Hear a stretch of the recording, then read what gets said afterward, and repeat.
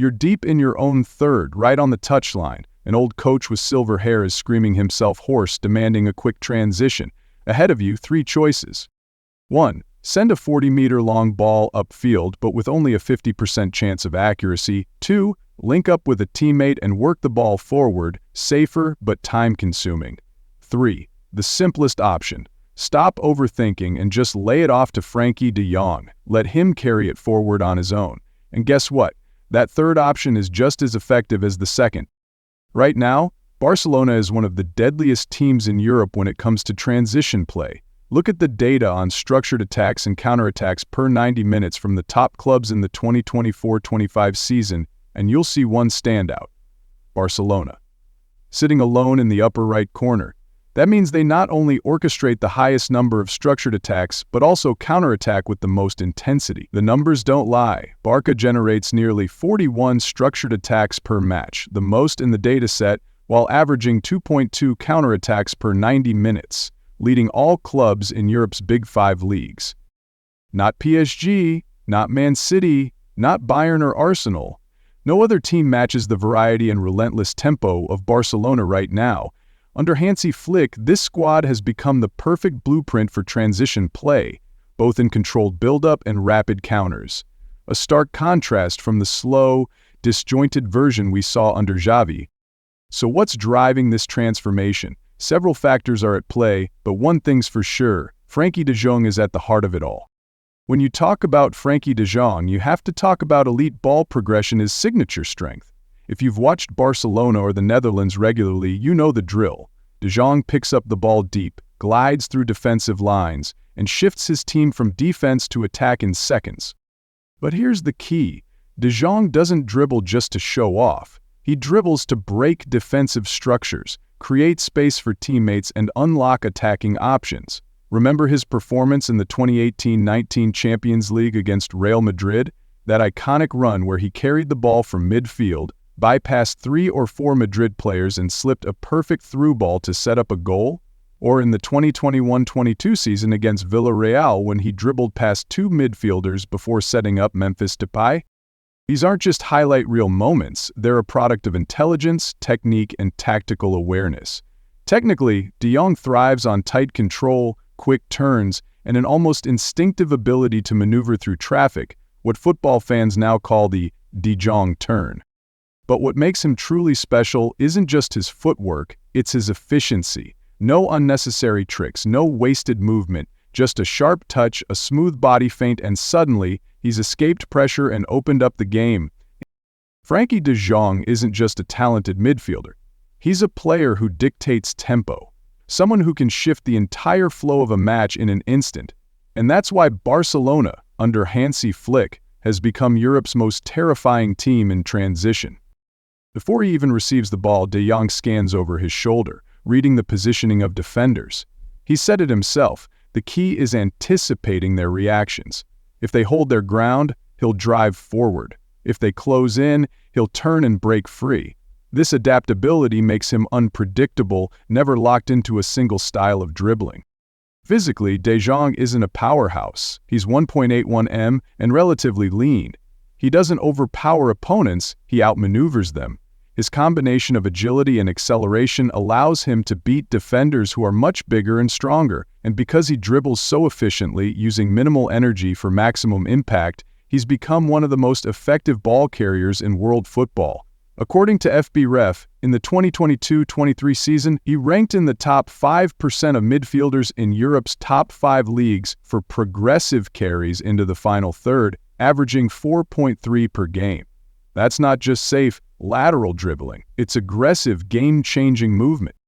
Endurance is another key factor. At Euro 2020, UEFA data showed De Jong covered between 11 to 12 km per game, constantly influencing play on both ends of the pitch. That stamina wasn't built overnight, it was honed in the academies of Willem II and Yas. His blend of work rate and technical skill has turned him into a one-man transition machine, evading pressure while creating attacking opportunities.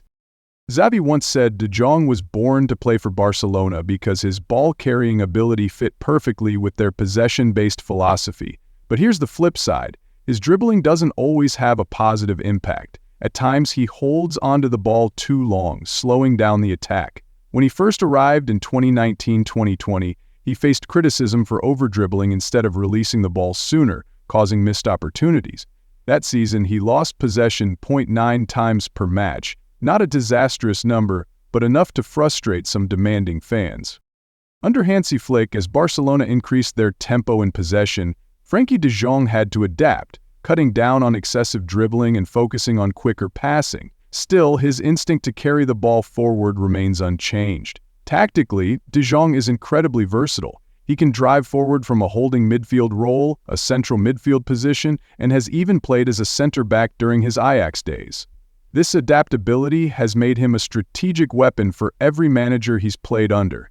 After the Netherlands' 3-1 win over England in the 2019 Nations League, Ronald Koeman said, "De Jong isn't just an elite dribbler, his ball-winning ability is equally impressive.